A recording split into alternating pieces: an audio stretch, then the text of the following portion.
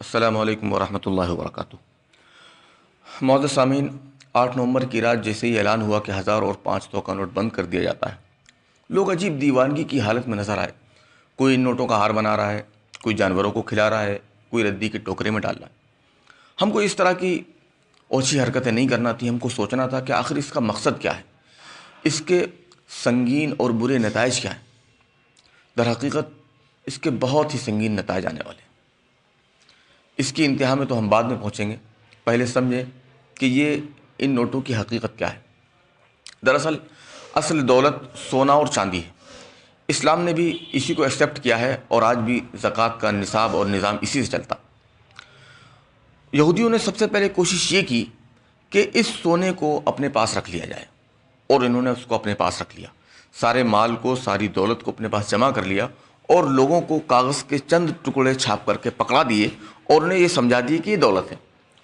اب عوام کا نام، عوام تو جانوروں کی طرح بیچارے ہیں ہی ہیں کہ جدھر چاہو ادھر ہانک دو۔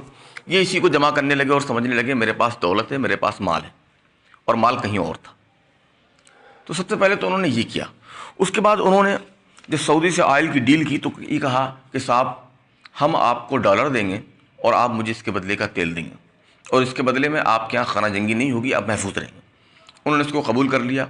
چنانچہ آج بھی کروڈ آئل کا بیرل کی جو قیمت طے ہوتی ہے وہ ڈالر میں طے ہوتی ہے، اور وہ ان کو اس قیمتی آئل کے بدلے میں کاغذ کے چند ٹکڑے پکڑا دیتے ہیں۔ اور جب کبھی کسی نے اس کے خلاف آواز اٹھائی، جیسے شاہ فیصل نے کہا کہ ہم آئل کو سونے کے بدلے بیچیں گے، چنانچہ ان کو مروا دیا گیا۔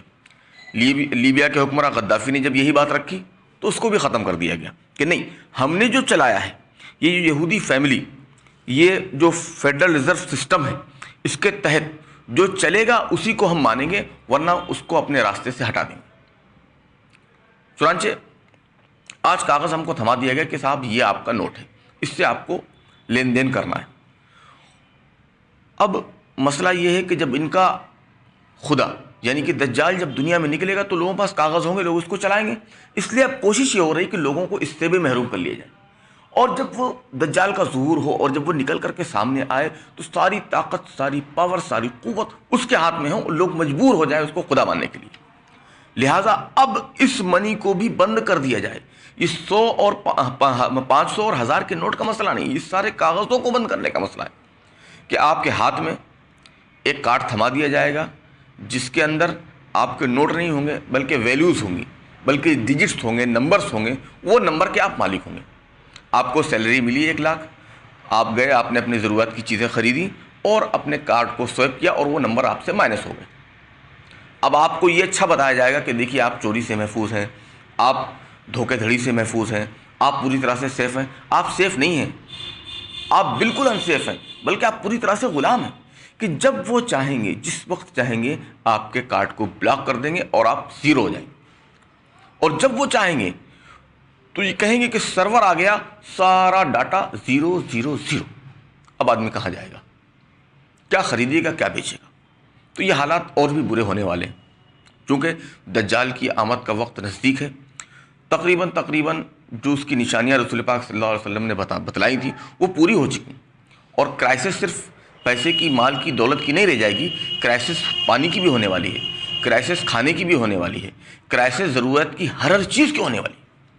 رسول پاک صلی اللہ علیہ وسلم نے فرمایا، جس کا مفہوم ہے کہ ہر نبی نے اپنی امت کو دجال کے فتنے سے ڈرایا، میں بھی تم کو اس کے فتنے سے ڈراتا ہوں، اور جب سے دنیا بنی ہے قیامت تک کا سب سے بڑا فتنہ یہ دجال ہے۔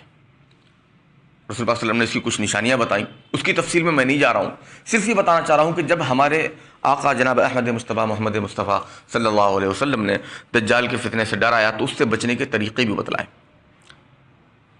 اس کے طریقے کیا ہیں کہ ہم روزانہ سورہ کہف کا پہلا رکوع یا آخری رکوع پڑھ لیا کریں۔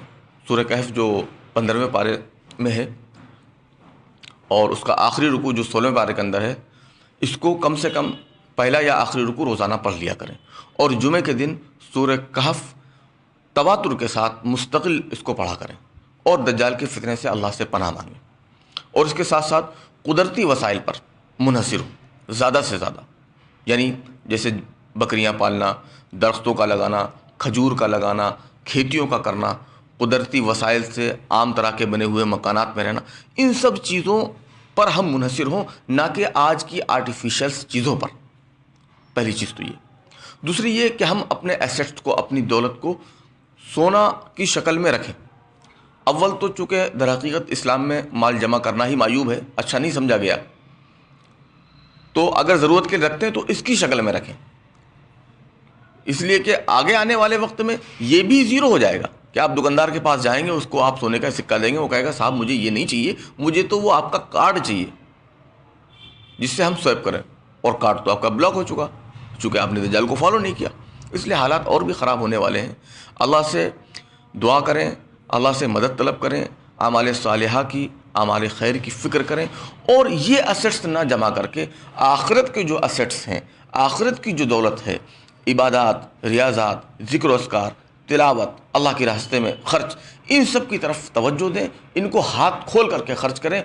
وہ وقت دور نہیں کہ ایک وقت وہ بھی آ جائے گا کہ جب یہ کارڈ، سونا سب زیرو ہو جائے گا اور صرف آپ کے اعمال آپ کے کام آئیں گے۔ لہٰذا اعمال کی طرف توجہ دیں، اور ان حالات میں بالکل پریشان نہ ہو، بالکل کبیرہ خطر نہ ہو، اس لیے کہ ہم اس رسول کے امتی ہیں کہ جس رسول پاک صلی اللہ علیہ وسلم نے زندگی کی ہر پریشانی کا ہم کو حل بتایا ہے۔ قرآن و حدیث سے، اپنے علماء سے رابطہ کریں اور اس کے حل کو تلاش کریں، اور اس کے حل کو اختیار کریں، اور اسی سے اپنی زندگی کو سادگی کے ساتھ گزاریں۔ اللہ رب العزت عمل کی توفیق نصیب فرمائے، آمین۔